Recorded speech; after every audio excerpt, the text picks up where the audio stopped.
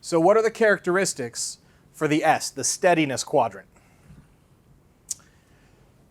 So the steady style tends to act very patient. When in conflict, this style gives in. They comply. They do not like conflict.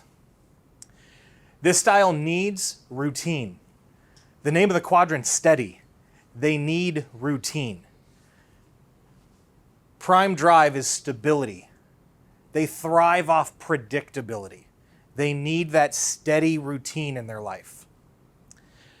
Their preferred tasks are scheduled. Spontaneity does not exist for a high S. It actually gives them anxiety. Comfortable, being part of a team. Remember, this is that slow and steady pace, but really people-oriented in that quadrant. They don't want to be alone. They don't want to be an individual. They don't want to go against the grain. That's why, when in conflict, they comply. If there's, no, we should do this, no, we should do that, they're like, well, whatever you guys decide, I'm down. What do you want to eat for dinner? Whatever you feel like. Right? That's that high S. It says every woman ever. No, that's because they're evil and they're lying. Yeah, tell your friends. When deciding what to eat for dinner with your significant other, you need to then become the high S and just do what they want. So, personal strength. They are the supporter, okay? Very often, you will have somebody that is a high D that is surrounded by a high S. Because the high D is driven and they're goal-oriented and they're could care less about people.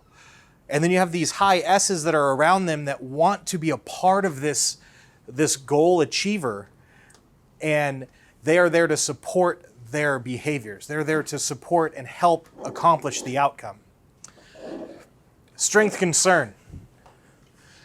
So with their compliance type attitude in the face of adversity, very often they are going to be procrastinating addressing any change.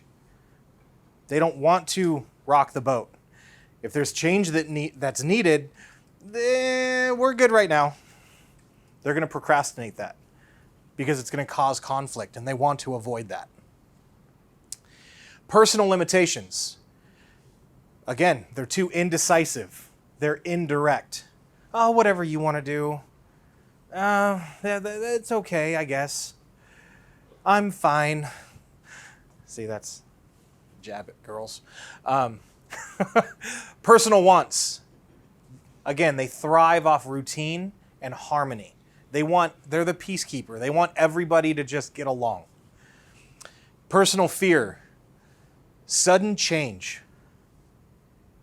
If you thrive off harmony and routine and scheduled events, any kind of erratic, sporadic, sudden change is going to be devastating for an S.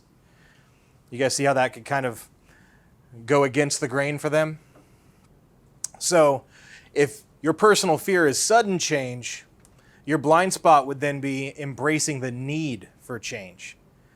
If it's been the status quo forever and you're happy doing, 350 transactions a year, and then this huge tyrant comes in and wants to start doing 1,000, 2,000, 3,000 deals a year, and you're a high S, you're probably not going to take that opportunity because that's a huge change.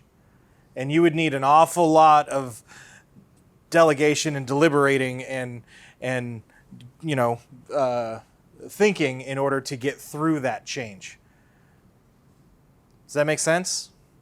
Regardless of how opportunistic it is and how beneficial it would be, it's change. And their blind spot would be embracing the need for that change.